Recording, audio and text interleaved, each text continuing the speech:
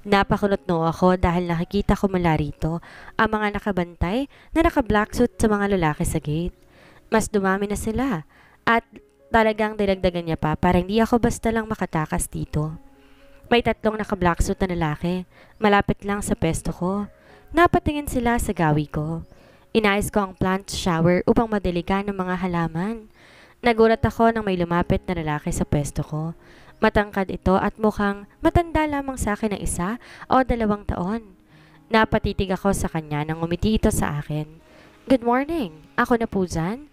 Hindi na. Okay lang, kaya ko naman eh. Madali lang naman to. Bigla na lang akong napatili dahil bigla na lang napatoon sa akin ang plant shower dahil mukhang nasira to at basang-basa ako. Pati siya'y nabasa na rin dahil inayos niya ito. Madali niya itong inayos kaya nagpasalamat ako sa kanya. Ngunit nagtaka naman ako ng tila na nigas siya sa kinatatayuan niya habang nakatitig sa kabuuan ko. Mabilis siyang nag-iwas ang tingin kaya napayakap ako sa sarili ko dahil manipis lamang ang suot kong damit.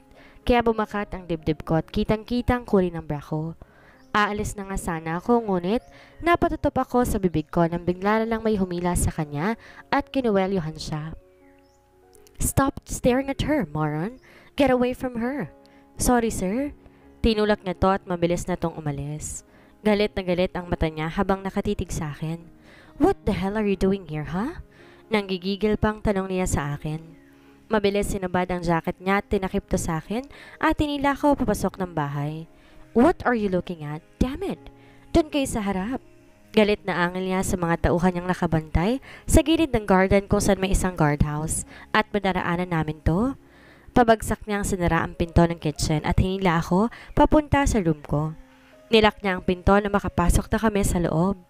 Napasinghap ako at napapikit ng mariin na bigla na lang niyang sinuntok ang pinto sa silid ko. Akala ko akong susuntukin niya kaya napakabog ng malakas ang dibdib ko. What the hell, Hannah? Anong ginagawa mo doon, ha? Why are you two talking to each other? Bakit ganun kayo magkatinginan? Sumagot ka. Pakiramdam ko gusto niya na akong lamunin ng buhay. Wag na wag ka na. Pupunta pa doon at makikipag-usap sa mga tauhan ko. Do you understand? Kapag may maaabutan pa ako ulit na ganong eksena, babalian ko ng buto yon. May pagbabantang sabi niya. Sinamaan ko lang siya ng tingin. Ano bang kinagagalit niya? Hindi ko naman to ginusto. At saka hindi talaga siya dapat magalit, hindi ba? Walang kami. Hindi niya ako pag-aari.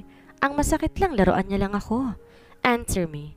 Lumabas ka ba doon para ipagyabang yung katawan mo? Dahil sa sobrang ines na sampal ko siya dahil sa mga salitang binitawan niya. Wala siyang karapatang apakan ng pagkatao ko. Napatitig siya ng masama sa akin at namumula ang pisngi niya na sinampal ko. Hindi ko kasalanan kung nasira ang shower at nabasa ako. Hindi ko ginusto ang mga nangyari at hindi ko ipinagyayabang ang katawan ko. At kung nakita niya man ako, wala ka na doon. Hindi mo pag-aari ang katawan ko. Galit na angil ko sa kanya. Agad akong naglakad at tinampasan siya, ngunit mabilis niya akong hinila sa braso at binuhat papuntang banyo. Ibaba mo ako. Ayoko sa'yo. Nagpumiglas ako ngunit naisara niya ang pinto. At diniretso niya ako sa shower room at sinandal sa wall. You're wrong. You forgot that I own you, beauty. This body is only mine. Nanginginig ang mga kamay ko sa kakatulak sa kanya dahil inuhubaran niya ako. Drex, tama na.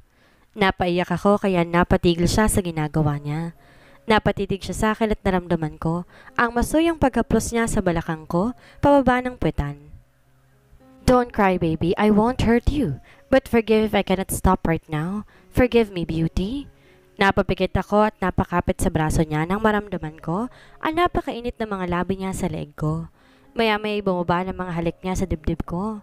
Hindi ko mapigilang mapaungol sa ginagawa niya. Hindi ko na malayong nakanda na pala siya at naramdaman ko na lamang ang matigas at mahaba niyang alaga na tumutusok sa bandang puson ko. Kinabit niya ang kaliwang hita ko sa katawan niya at bigla ko na lang naalala mga sinabi niya sa akin kagabi. Mahal niya ang babaeng kinidnap niya noon. Ito raw ang pinaka-sexy at pinakamagandang babae sa mga mata niya. Kaya bigla ako napadilat at mabilis ko siyang itinulak. Ngunit huli na nang naipasok niya sa kasalanan ko ang malaking alaga niya.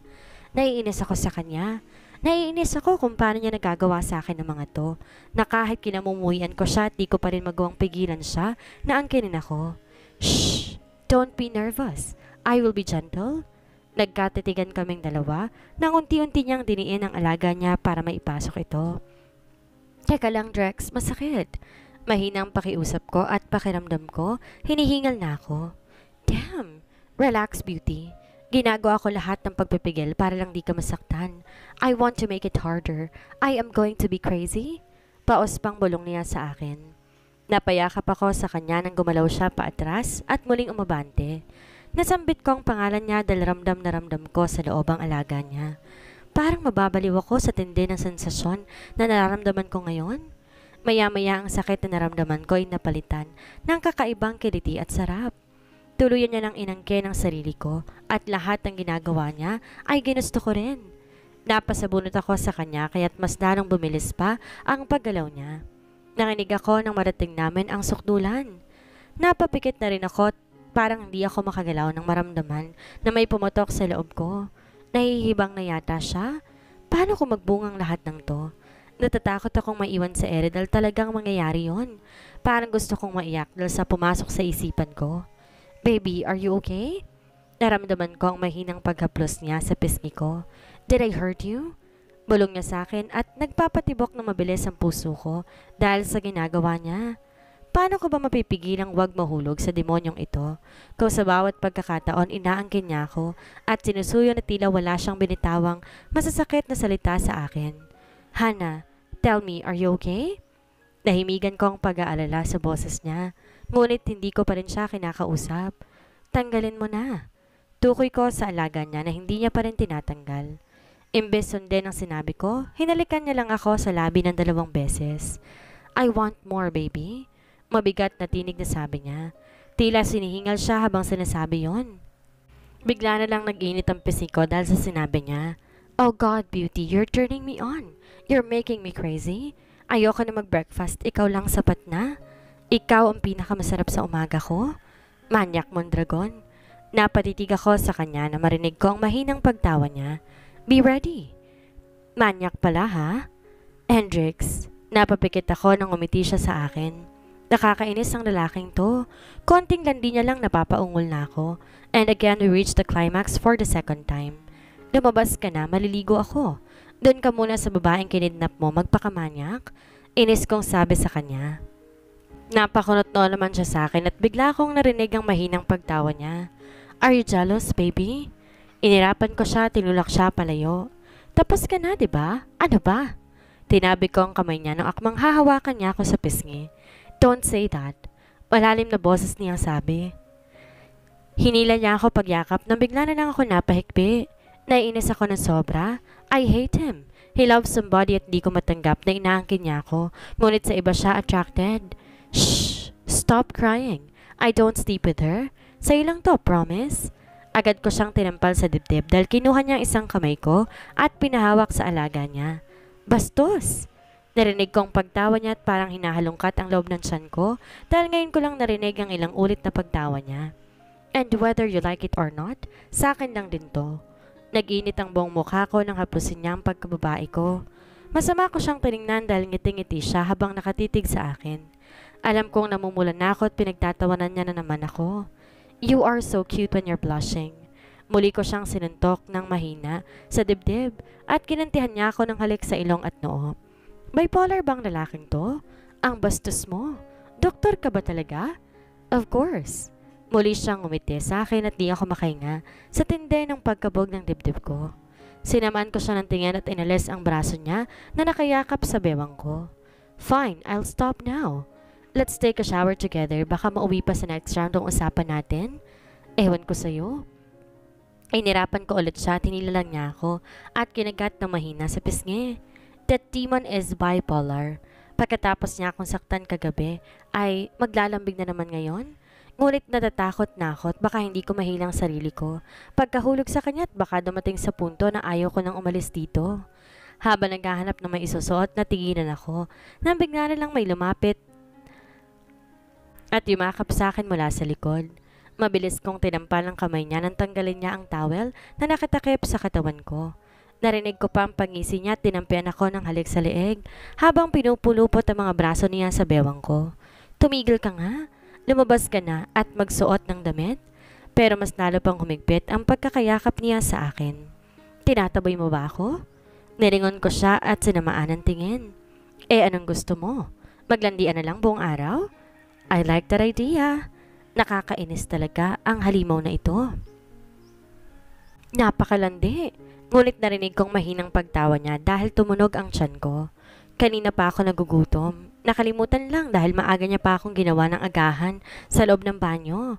You're hungry, okay? I'll stop now, then let's eat after. Dress you up. Sa wakas, binitawan niya na rin ako. Ngunit natigilan ako nang hindi ko magpagtanto ang sinabi niya. After I dress you up? Marahan ko siyang tinignan nang kinuha niyang damit na susuotin ko. Mondragon, sumusobra ka na. Lumabas ka na ngayon din at magbibihis ako. Hinila ko to sa kanya ngunit hindi ko alam ang lakas ng pagkakahawak niya sa damit ko. Sandoval, beauty. Baby, did you hear what I said earlier? I will dress you up at kapag sinabi ko yon, wala kang magagawa. Meron. Malakas kong hinila ang damit ko at inirapan siya. Pero ewan ko lang ba kung bakit ang bilis niyang kumilos at ngayon hindi na ako nakakagalaw pa.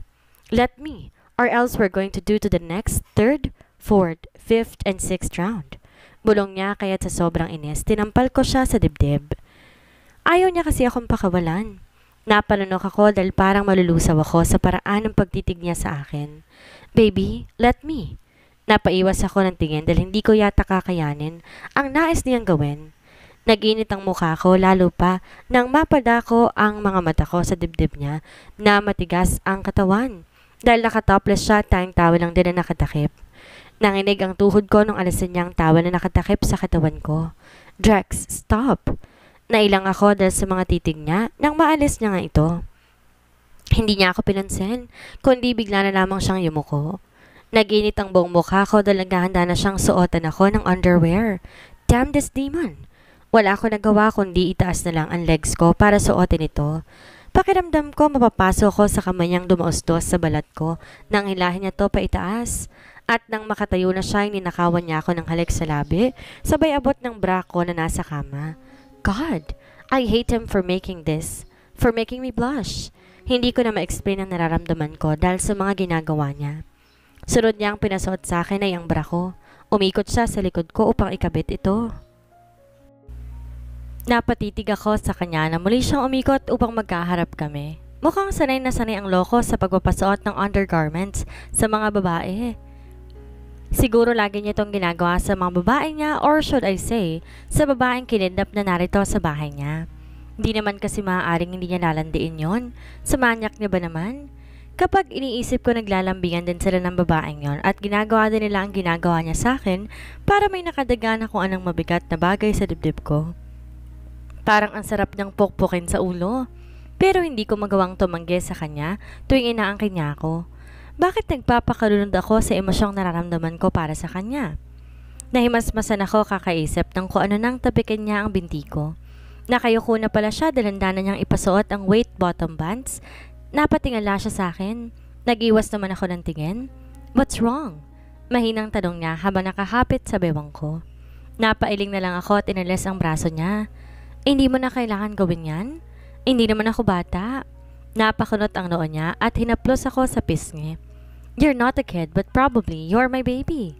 Saglit akong natigilan at parang may kuryente na dumaloy sa mukha ko dahil sa pagkasabi niya noon. Namamaos ang boses niya at ewan ko kung bakit ganun siya makatingin. Sobrang gwapo niya dahil sa mga makita niyang nakakaiba ang kulay. Hendrix, shh. I am the one who stripped you so that I'm responsible. I'm dressing you up. At lagi kong gagawin to sa'yo. Nakayo kong sabi niya dahil hanggang dibdib niya lamang ako. Anong laging gagawin? Wala nang kasunod. Hindi mo ako mahuhubaran pa. Aha, let's see. Sabay ngisi niya. Kapag talaga ngumingisi siya ng ganyan, naaasar ako. Inirapan ko na siyang ikinatawa niya. Mauna ka lang lumabas. Sabi ko sa kanya, ngunit muli niyang hinapit ang katawan ko papalapit sa kanya. Bakit ba napakaklingi ng lalaking ito?